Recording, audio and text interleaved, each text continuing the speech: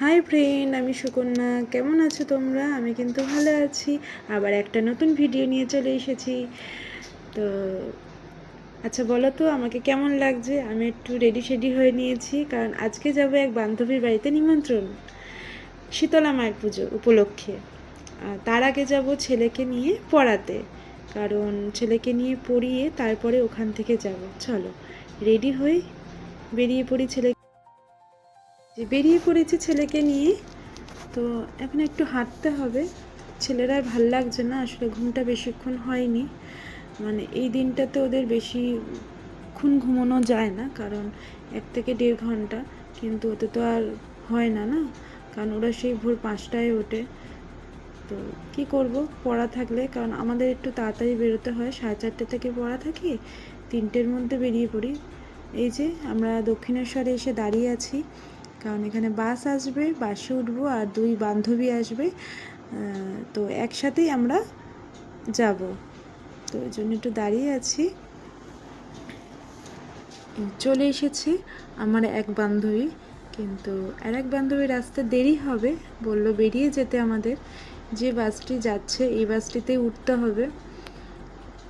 এই যে উঠে পড়েছি। চলো একটু যাই। তারপরে এই যে এসে গেছি, ওদেরকে ঢুকিয়ে দিয়েছি স্যারের কাছে। পুকুরের পাশে বসে আছে, কিন্তু বেশিক্ষণ না বসা যাবে না, এখানে প্রচণ্ড মশা। এই যে মিশনে চলে এসেছি, এটা বরানগর রামকৃষ্ণ মিশন। খুব সুন্দর সাজানো গোছানো মিশন, মানেই তো সুন্দরই হয়।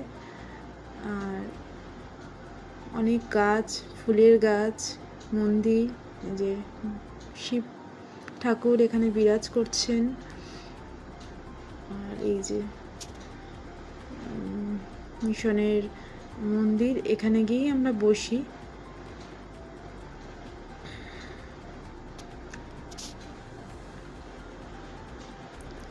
খুব সুন্দর সাজানো, চারিদিকে ফুল গাছ, খুব সুন্দর।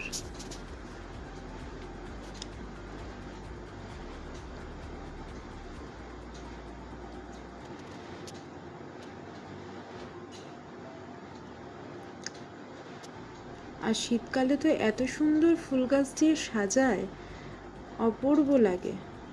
এমনিতেই অপূর্ব লাগে, কিন্তু শীতকালে রকমারি ফুল দিয়ে সাজায়, ওই জন্য আরও বেশি অপরূপ লাগে। অপূর্ব সব কিছু, যেন মিশনের সব কিছুই।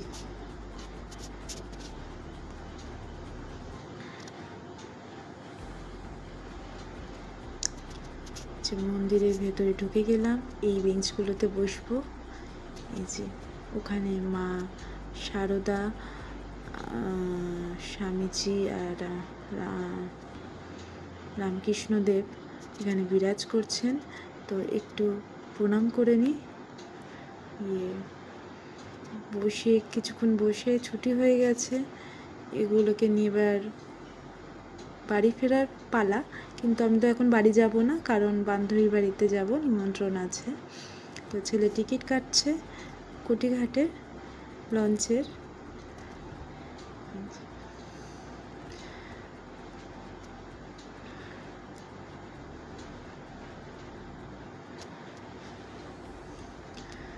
চলো এবার একটু দাঁড়াতে হবে, লঞ্চ যতক্ষণ না আসছে ততক্ষণ তো গেট খুলবে না। তো একটু গিয়ে দাঁড়াই। যে এই একজন বদমাইশি করছে, টিকিটটাকে মনে ওখানে ঢুকিয়েই দেবে।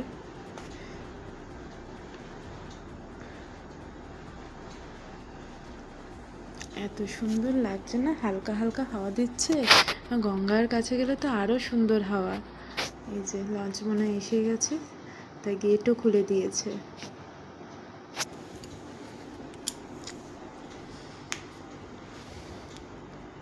চলো যাই। খুব সুন্দর লাগছে, এত সুন্দর পরিবেশ। গঙ্গার কাছে তো সবসময় পরিবেশ সুন্দরই হয়, অপূর্ব পরিবেশ, এত সুন্দর হাওয়া, খুব সুন্দর লাগে। লঞ্চে যাবে বলে আনন্দের চোটে লাফালাফি, কিন্তু গঙ্গা পাশে, সাবধানের মান নেই।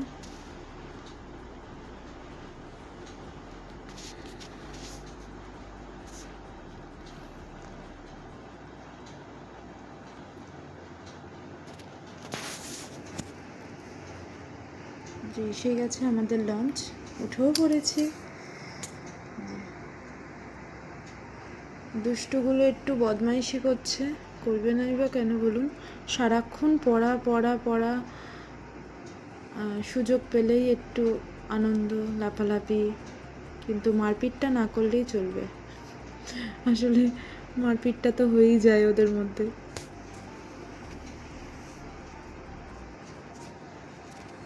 তাই একটু সুযোগ পেলেই বদমাইশি করে নেয়। এই যে ম্যাডাম বসে আছে, আমরা সব এদিকে, ও একা ওদিকে। খুব সুন্দর পরিবেশটা, দারুণ লাগছিল, এত সুন্দর লাগছে, ঠান্ডা ঠান্ডা হাওয়া, গঙ্গার হাওয়া, কি মিষ্টি হাওয়া, খুব সুন্দর পরিবেশ। প্রায় এসে গেছি, চলো চলে এসেছি, এবার নামবো।